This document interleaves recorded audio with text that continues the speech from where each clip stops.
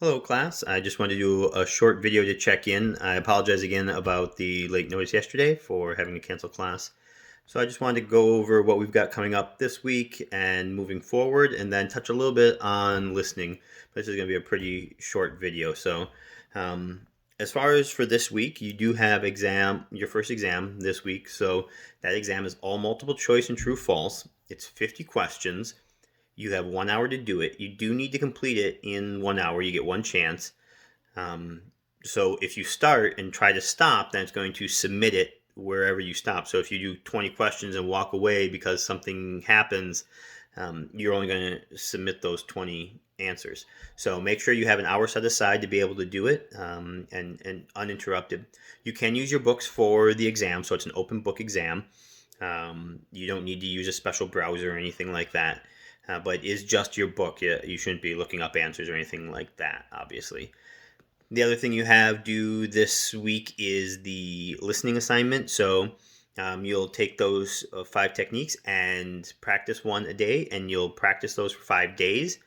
And then you will write that paper as outlined. It's just a couple of pages.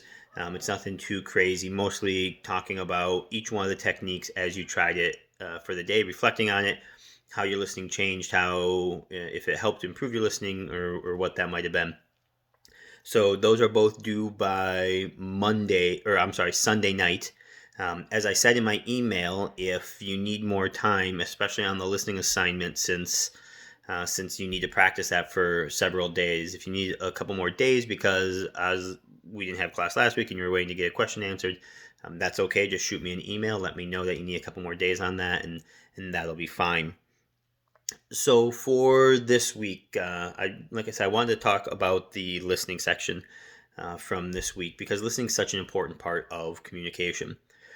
Oftentimes, when we think of communication, we talk about what we're saying or the message that we're sending or looking at nonverbal cues, and those are all very important. But one of the best ways to improve your communication skills is to improve your listening.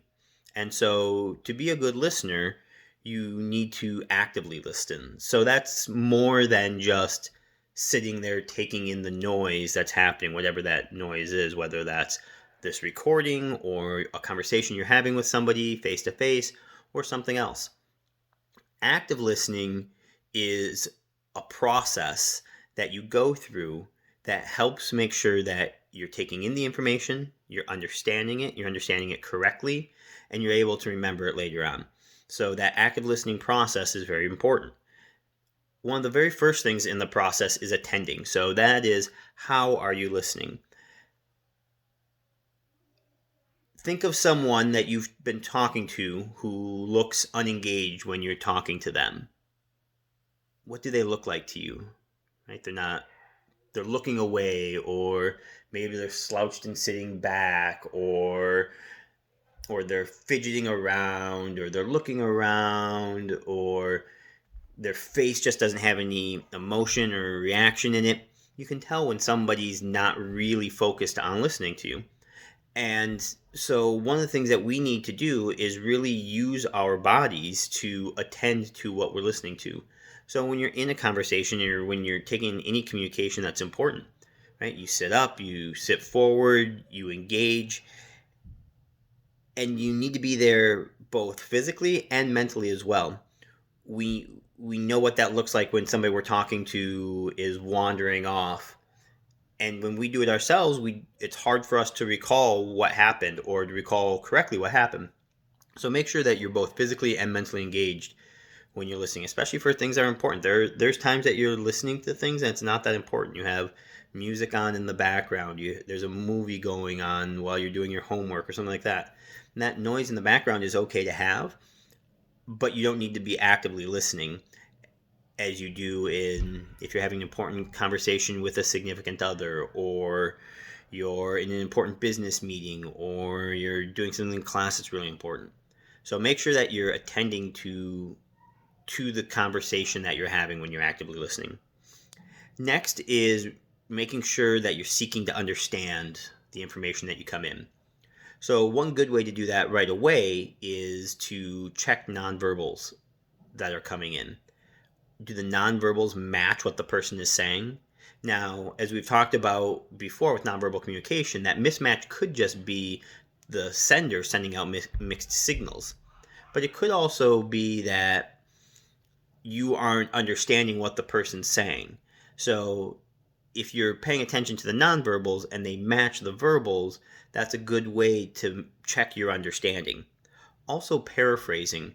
When you hear something, you can paraphrase it back to the person by putting it in your own words to ensure that not only did you hear the words, because just repeating it back to exactly what they said back to them doesn't mean that you understood it. That just means you heard the words and you know the words and you were able to remember them enough short term to say it back.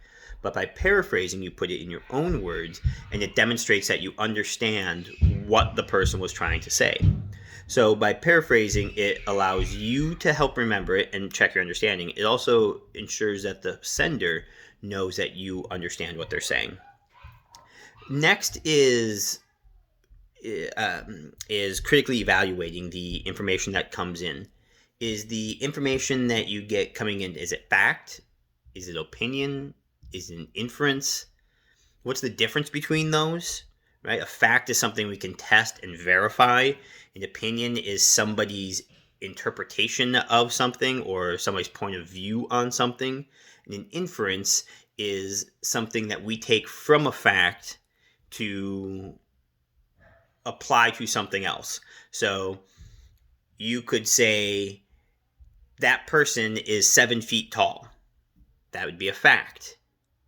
You could say, because that person's 7 feet tall, he or she's probably a good basketball player. That would be an inference. And so it's important to make sure you understand the difference between the two, both when you're sending messages and when you're bringing messages in. Finally, responding. Responding is, oddly enough, an important part of listening as well.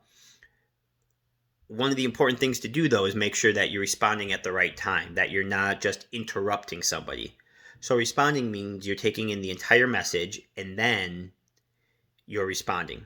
So responding could be paraphrasing, as we said. It could be asking questions. Questions are important for clarifying, right? So that you can clarify that the information that you received is correct. So it's part of that understanding process. It also then allows you to have that full conversation where you go back and forth within the conversation. Now, when we're listening, people have different styles of listening. And some people are naturally inclined more toward one or the other. And sometimes it's just more situational. So the first one is relational. And there we're listening for not even specifically what the words are, but what do they mean? And what do they mean in the context of emotions and in the context of the relationship we have with that person? So it's not necessarily, like they say sometimes, it's not what you said, it's how you said it. And so that is a way that we listen. We listen to understand the feelings and the emotion of the person with whom we're communicating. The next style is analytical. Here we're looking for information. We're fact-finding. We're evaluating the information as we come in. So this is things when we're doing academic reading or listening to an academic speaker or consuming news. We're analyzing the information as it comes in and we're thinking about it and we're looking for that information in that way. Next is transactional. So transactional is very straightforward. It's, this is what I want, this is what you want, and you're listening for that. When you go to a restaurant, you're waiting for the server to say, can I take your order? Or did you want a drink? And so you get that, you hear it, and you reply to the message. It's straightforward give and take in that transaction. And the final one is critical listening. And in critical listening, you're listening for accuracy of the statements. And not just accuracy from like a fact-finding standpoint, although you are looking for that, but you're also looking for consistency. Is the person saying the same thing over and over? So we use this kind of thing when we're talking about business or when we're talking about when we're buying something. When somebody's selling you something, and they say the same thing over and over, it lends more credibility. But if somebody's trying to sell you something, let's say they're trying to sell you a car, and they say that it has good gas mileage, and you might ask, what does that mean, right? So you're trying to understand what that means. You're getting more clarity. You're asking those questions, and they say it means it gets 35 miles to the gallon. And then later on in the conversation, the salesperson says, oh, this car gets 40 miles to the gallon. And then a different point in the conversation, they say, oh, this car gets 30 miles to the gallon. You're listening in a critical way to see if that message is consistent, because if the message is inconsistent, then trust is lost and we change how we're listening and how we're communicating. So those are the 4 styles that go with listening and our active listening. And so, like I said, listening is really important in that this is how we become better communicators.